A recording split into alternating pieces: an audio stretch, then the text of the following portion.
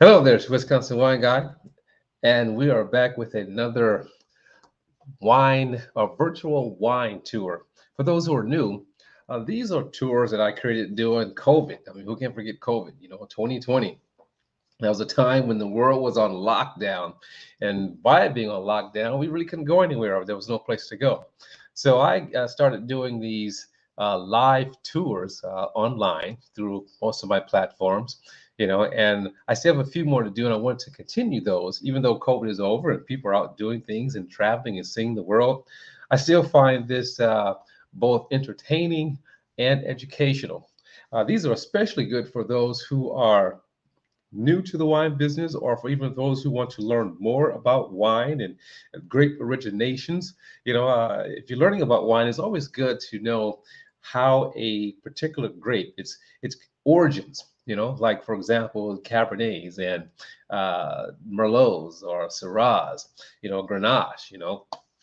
These grapes have an origin, a country origin, such as France, or Spain, or when it comes to Riesling, Germany. We know a lot of these grapes from drinking wine now, but there was a time when you had to know and understand the grapes of origin, or the country, or the region, or the appellation, in order to know what the grape was. Because when you would purchase wine, let's say like in the 70s and even some 80s, and still a lot of the European wines come in that way.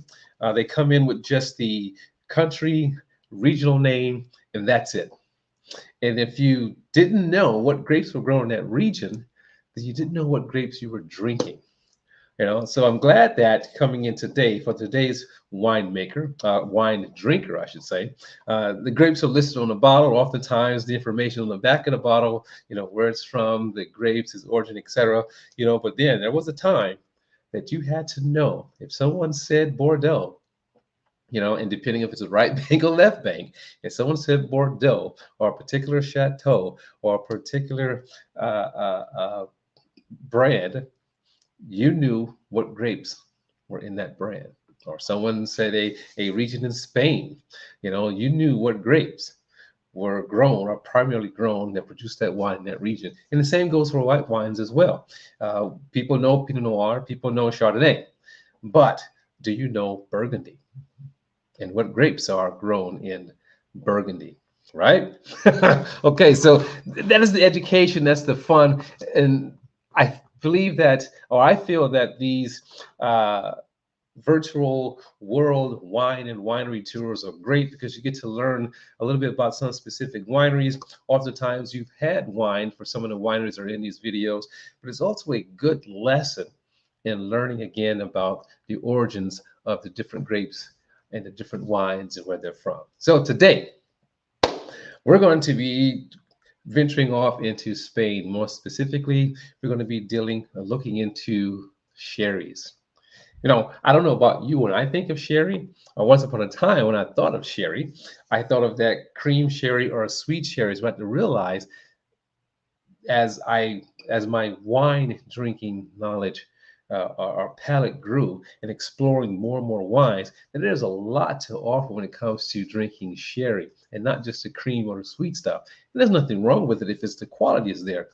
But the dry sherries, that can be treated just like wine, or the semi-dry can be treated just like wine. But sherry is a wine in a style that is totally underutilized and totally missed by a lot. So I feel that you'll learn a lot from this and take quite a bit away from it. And I do have some sherries. And we all know the sherry house Lustau, and they may talk about that in the winery, but I didn't want to bring Lustau, because as with always, I try to look at something different of what people don't know. I'm not going to tell you the different styles of sherry. You learn that in the video when we talk about later.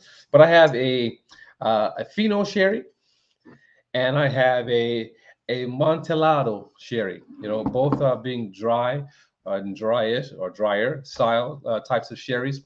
Which are different brands. So this brand is going to be Wisdom and Water. Been around since the 1800s. Producing sherries out of Spain, the Jerez area of Spain. So I'm going to try one of these. Doing a video. I don't know which one I'm going to do yet, but I'll decide while the video is playing, and then I'll tell you what I think about that particular sherry. But if you have some sherry on hand, whip it out. Or if you had a chance, if you knew that this video was coming up, hopefully you wouldn't purchase some sherry to taste along while you're watching the video. And without further ado, let us get into learning about the sherries of Spain. Here we go.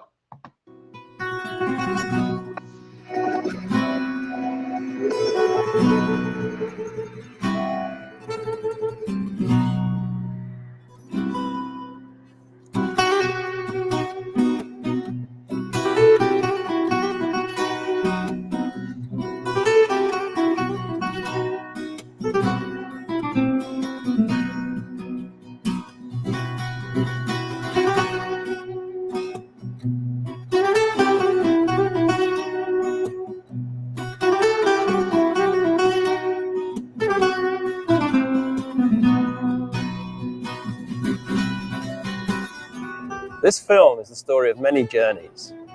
Journeys across continental Europe, journeys across different eras of historical time, journeys of perception. It is also the story of the journey from the grape to the cask, from the cask to the bottle, and from the bottle to the table. This is a film about sherry, what often seems to be that most English of drinks, and yet is also often one of the most misunderstood in English culture. This is also the story of my own personal journey to the heart of sherry production, the Marco de la Jerez. From here, the University of East London, which was built on the old Royal Docks of London.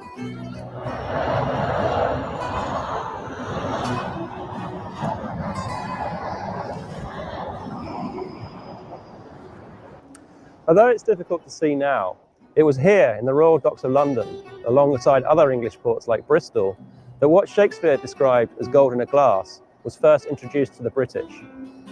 It is also here that many 19th century travellers would have begun their journeys of discovery to a land and a wine that is unique.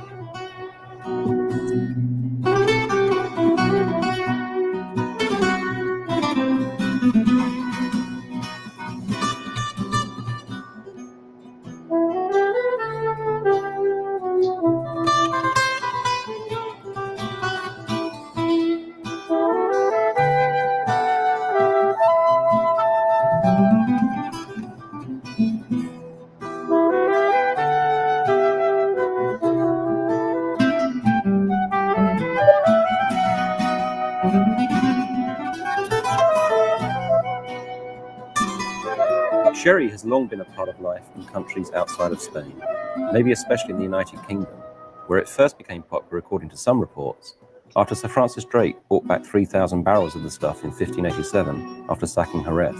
Shakespeare's anti-hero Falstaff long ago extolled the virtues of this gold in a glass, claiming it both quickened the wit and warmed the blood. Charles Dickens' pet canary received a thimbleful of sherry each morning and lived for 15 years. Many of the larger bodegas or wine cellars here bear very familiar sounding names to the British visitor. And Britain is still the largest importer of sherry, shipping in around 6 million gallons a year. However, it's fair to say that the reputation of sherry has suffered somewhat. In Britain, it has often been seen either as a tipple of the upper classes or a sickly sweet drink served by your grandmother and kept in the cupboard for special occasions. These perceptions are partly because of changing fashions, and partly because the majority of sherry drunk in Britain is of the cream or pale cream variety, sweetened for British and international taste. That could be changing, however, with the emergence of a knowledgeable new generation of wine drinkers, young urbanites in the large metropolitan areas where sherry is becoming a fashionable drink. The word is that sherry is back. As the aficionado will know, cream sherries represent the tip of the iceberg when it comes to the different types of fortified wines produced in the Jerez region.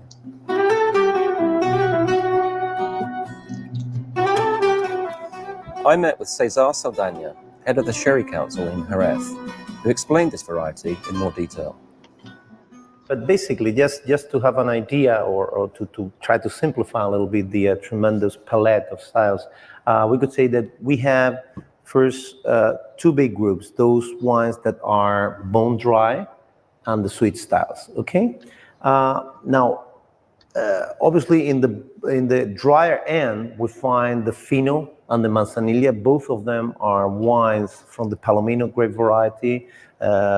Very good aperitif wines to go with fish, to go with the tapas menus. I mean, it's great with ham, for instance. These are wines that are produced through what they call biological agent with fluor, right? So this is why they are so pale in color, so pungent in the nose, and so dry in the palate.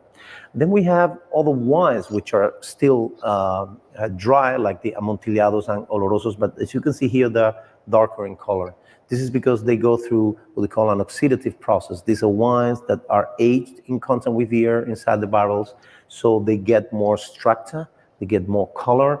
They are great wines to go with. For instance, the Amontillado. It's my favorite with tuna and this kind of strong fish or even with poultry. Oloroso is great with meat, and also a very nice wine to go with strong cheeses, right? So this would be in the dry area of sherry wines. Then we have what we call the vinos generosos de licor. That's the blended styles, okay? And here would you have the medium, the cream sherries. These are wines which have been produced based on some of the dry sherries to which we have added, with which we have assembled some Pedro Jimenez sweet wine, which is the very end of the spectrum, the sweetest extreme of the spectrum, and also the darkest of all sherry wines. Travelers have been coming to the Jerez region for thousands of years because of the wine. The Phoenicians were the first to begin cultivating vines in Andalusia around 3,000 years ago, and relics of their presence are still here. It is believed that the warm climate enhanced the strong, sweet nature of the wines, allowing them to stand up well to long journeys. The special climatic conditions of the Jerez area are very important in terms of producing the unique wines of a very small geographical area known as the Marco de Jerez. The moist Atlantic winds, combined with these long, sunny Mediterranean days, make the growth of 3 different types of grape possible. Fino Palomino, Pedro Jimenez, and Moscatel are the 3 varietals that go into making up the special wines of the Jerez region.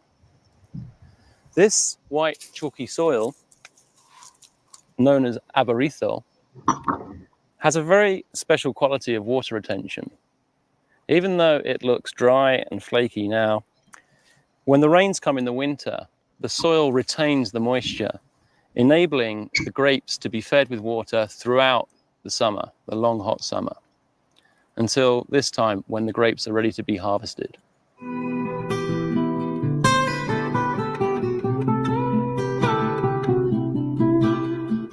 The 3 main sherry producing centres of Jerez de la Frontera, San Lucar de Barrameda, and El Puerto Santa Maria all have their own microclimates, as well as unique charms for the traveller. It is possible to travel the same roads as earlier travellers to sample the wines of the region.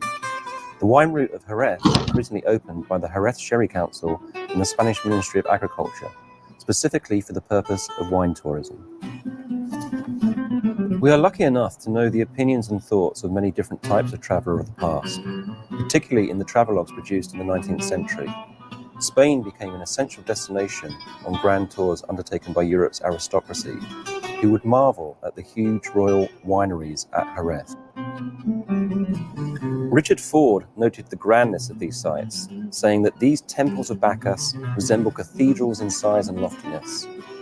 These magnificent structures can still be seen today, but as typical of the experience of the modern traveller, tradition is often mixed with the modern. Alongside the traditional bodegas can be seen architecturally stunning new temples of wine. And as you can see, this can truly be called a cathedral of wine.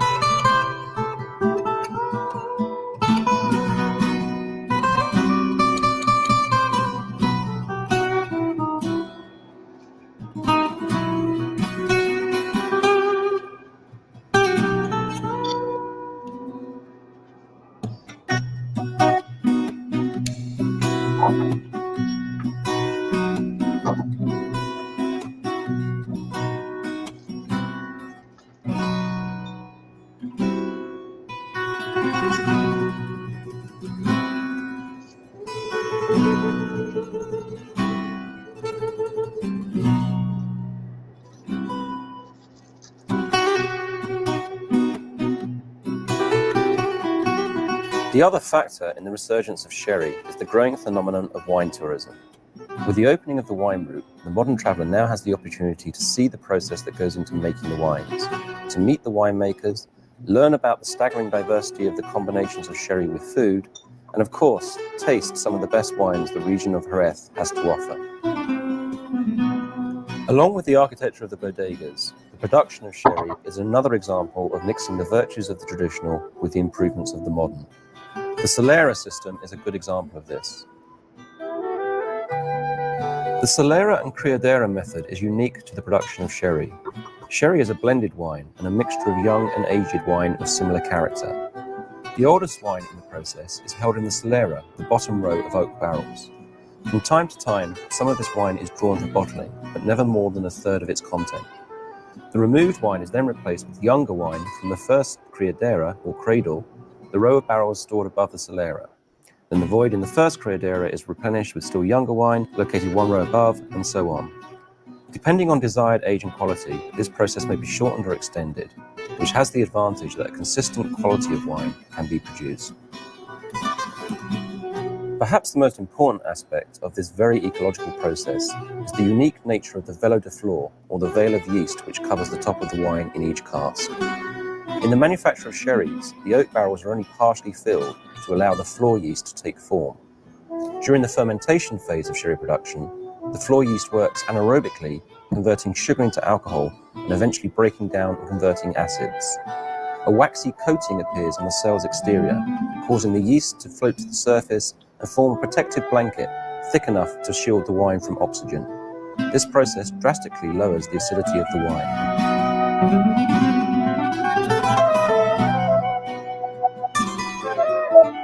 Well, not much. In fact, I will say that from the part of aging and maturation, from the part of viticulture, it hasn't changed at all. You know, to produce cherry and manzanilla, the most important part of the whole process is the time that the wine is spent in the cellar, aging in American oak cask and maturing there. Yeah. So this hasn't still the same process. What happened is that, for example, for transferring the wines from one cask to another, or from one cask to the bottling line, instead of doing it by hand with buckets, we do it now with very modern and sophisticated pumping machines, probably are managed by computers. La principal diferencia desde mi punto de vista es el control que se ejerce sobre el proceso.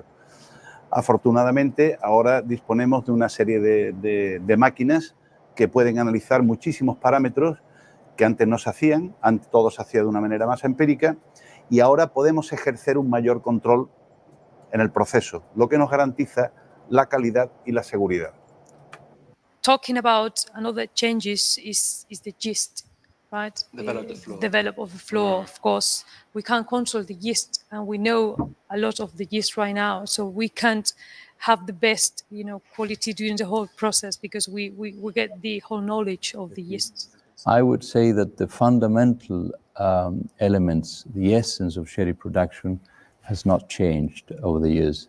I mean, it's still Mother Nature working hard and human beings trying to choose the best out of that work. Technology at the end helps you to, as I was saying, to reproduce those processes, to simplify them at some stage, and to make sure that basically the wine reaches the final consumer in the best of the conditions.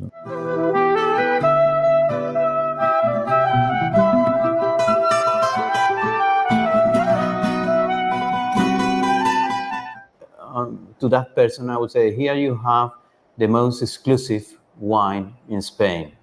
This is a thoroughbred in the wine collection. This is a pure sang. This is an authentic product, and is very exclusive from a very concrete area. Well, it's not easy to describe a product which comes through all your senses. No? I mean, color, nose, palate, bouquet. But if I were to define sherry, what is to me synonymous with sherry, it's basically a wine which enhances food, to be shared, and which adds pleasure and complexity to your taste buds. I think in today's hectic world, having someone to offer you 1 hour or 2 hours of their time for you to tell them what there is behind a glass of sherry, it's a luxury on itself. And I think we need to take advantage of that. Nowadays is very difficult through communication, through advertising, to convey everything that there is behind a glass of sherry. From a personal perspective, certainly it's sherry is not only my job, my passion, and my roots. I was born here. I've lived here for most of the time, and I've been lucky enough to travel all around the world, trying to explain what sherry is all about. For me, is pretty much my culture.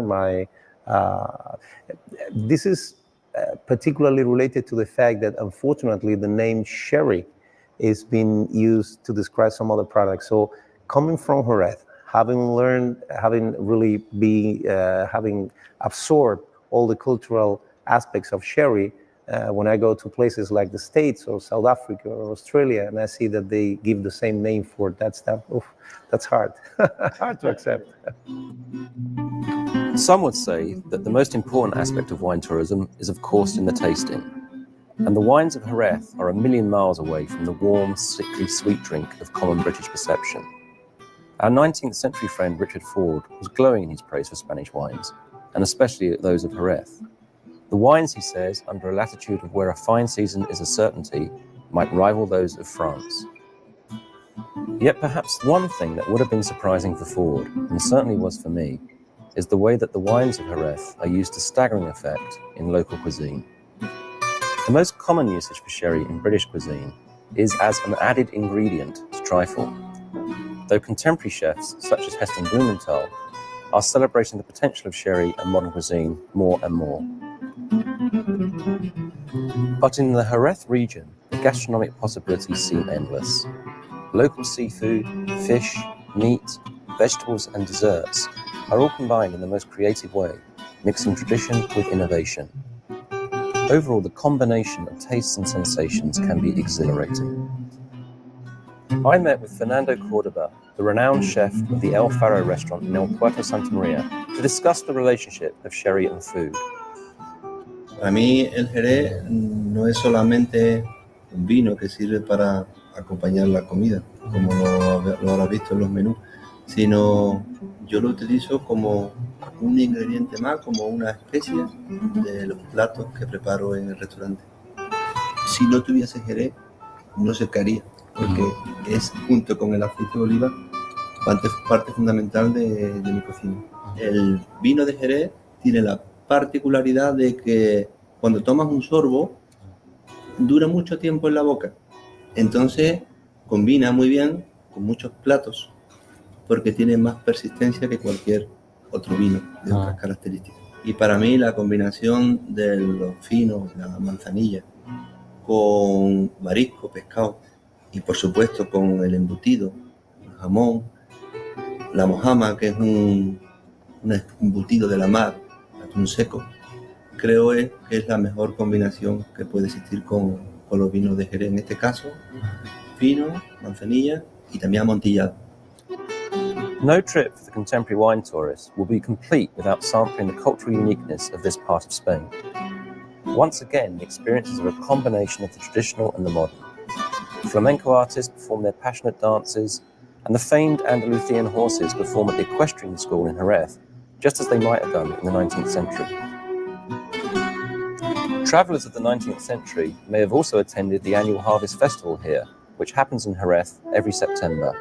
As I quickly discovered, the wines of Jerez are an imminent part of the region's cultural tradition and identity. Well, I think the fact that wine has been produced in this area since time immemorial. I mean, as you know, the Phoenicians used to produce wine here, and we have proof of that.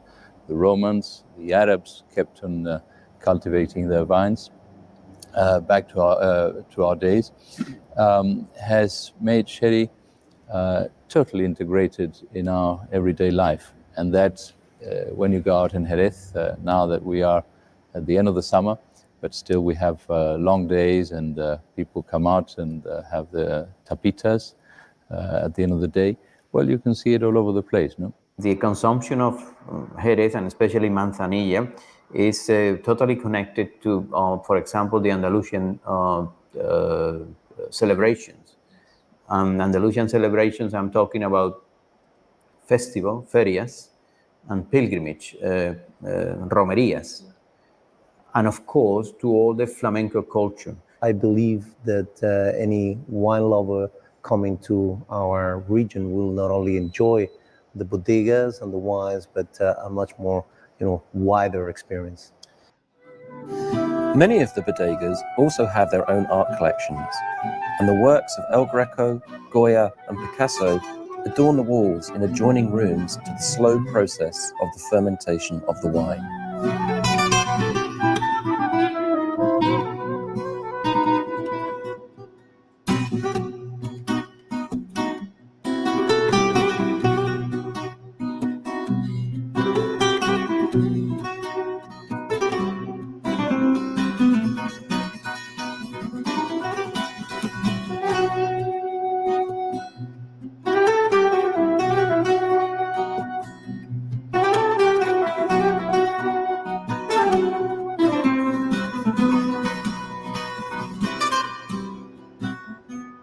Perhaps the principal difference between travellers of the 19th century and now is that the people of the region of Jerez are aware of the importance of wine tourism to their own future.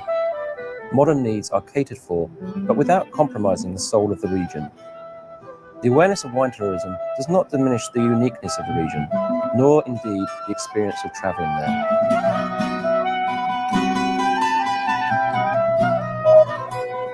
Tourism, eno-tourism, the potential of all this area as a source, as a place to be used to attract people and communicate to them all the culture of sherry has become an increasingly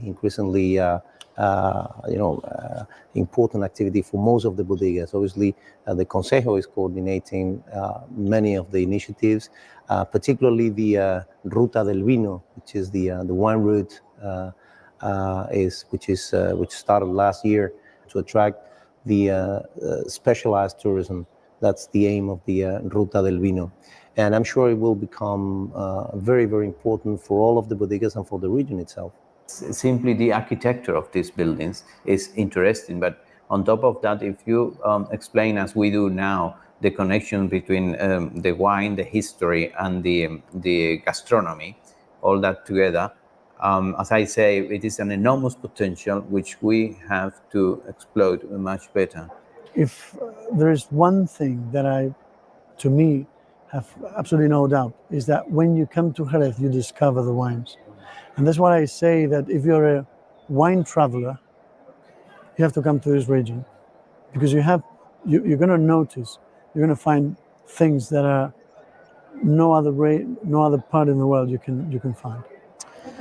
The Spanish say that nothing symbolizes the country more than the hospitality with which they greet a stranger. Handing them a glass of wine with one hand, laying the table with food with the other. This is the true essence of the Spanish character.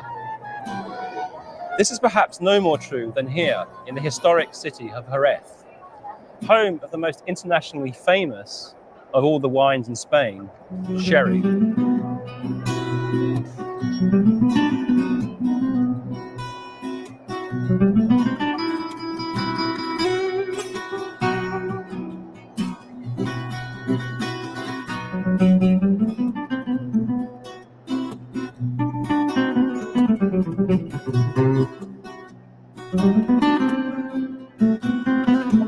Beautiful music playing in the background. I'll let that play out.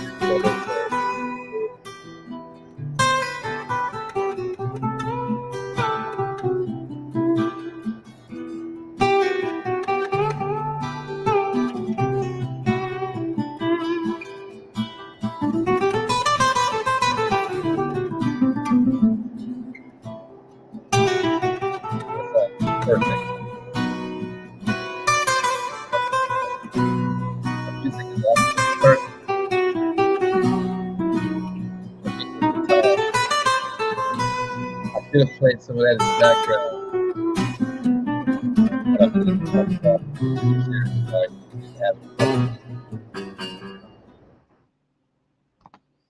Beautiful. All right, that was wonderful.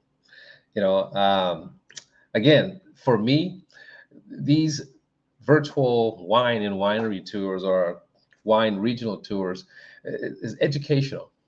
Oftentimes you get caught in this rut of drinking only wines from this particular area or only grapes, a specific grape or a specific wine style, and you just get caught up in drinking the wine, and you forget the history oftentimes of some of the wines and some of the grapes that you're drinking, which is why I like doing these and showing these to you. I do a lot of searching and try to find, great videos, to showcase some of this history in wine drinking for you to enjoy. Now, again, I said to you, I have here 2 sherries from a different house. There's lots of sherries out on the market, lots of brands, but there are a few that you'll find, and one that you'll find almost everywhere would be Lustau. You'll find that one everywhere. And keeping in line, with the Wisconsin wine guy and introducing you to something new, I wanted to try something different. I love Lustau sherries and always have. But I wanted to introduce again, Wisdom and Water is the name. And Wisdom and Water were the last names of the gentleman who originally started this bodega, this sherry house, until it was 100% purchased by the Gonzalez family, who took it on and began to continue producing. It's been around since the 1800s. And I have 2 sherries here for you that I'm going to be sharing, just give you a view of them, but I'm going to do a separate video, and talk about the sherries and do it with some food. So the 2 sherries that I have for you from Wisdom and Water is going to be the Fino. And if you recall from the video, the Fino was in the dry category. So you have Fino, Manzanella, and then the Amontillado. Okay, that would be in the dry section. And then you go below that, you start getting into the semi and sweet sherries, Olorosos, the cream sherries, sherries made from muscatel. And so this will be, I have the 2. So you have the, in this case here, we have Fino, right? And then we're going to have the Manzanella. And then we're going to have this one here, the Amontillado, okay, in order here. But I only have the 2 here. And I will now give you a look at the sherries themselves. I was speaking about the colors, hopefully my lighting does it justice here, but the Fino is clearly a lot paler and lighter, than the Amontillado. I can see it here. Here's the Fino, okay, and here's the Amontillado here. So you can see that the Fino is a lot lighter, compared to the Amontillado. All right. So a lot more aging time, a lot lighter wine. It's going to be drier. It's going to have more depth and flavor here. It's funny because on the nose, on both of these, remember that Solara process, these are a blend of different barrels over the years, where it starts at one top barrel and it starts going down and down and down as they fill the barrels, increasing on its complexities and depth of flavor. But the nose on both of these, it's like you can tell that they're sherries, that they're from the same Solara or house, but you definitely get a much deeper nose with the Amontillado compared to the Fino. So, and there's also more of a fruity nose here on the Fino, floral, versus deep caramel notes here. For me, I pick up a little chocolate, so definitely difference in the nose. And then on the taste, and I'm going to do this taste again on the second video, but the taste, but just to taste it right here, because we just watched the video and tasted these 2 different style sherries. So the Fino, Mm. Definitely fruity on the nose. Little spice to it. Wow. But dry. When you first take it in, you don't really get it yet because it's so remarkably, plush, with fruit. And that finish is like, wow, what? Nice acidity. But when you're drinking it, you definitely can tell that it's dry as compared to the Amontillado,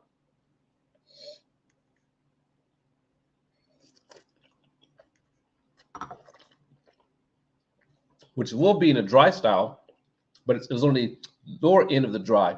So Fino, medium dry, and less dry, or what, medium semi. So you get a little bit more depth of flavor here. You get a little bit more, just like a kiss of sweetness here. You definitely get some soft fruit notes as well. But both are very clean. It's not sweet like dessert sweet. It's not by any means that. But it gives you that kiss, that honey kiss of sweetness up front. As compared to here, you get more of this like a fruit, ripe fruit flavor up front. But because it's from the same house, you definitely pick up the consistency with the wines. So I hope you enjoyed this selection. If you didn't get a chance to watch it all, go back and watch the entire thing again, and make sure to have some sherries, on hand so that you can taste and look and see the differences in styles. And I'm going to come back and do a separate video, which I have some snacks here that I'm going to now taste these sherries with and see how they pair with the different snacks I have here. So it's your Wisconsin wine guy saying, as always, continue learning about wine and also continue to let your palate be your guide when selecting wine. And don't sleep on sherries. This is the dry one.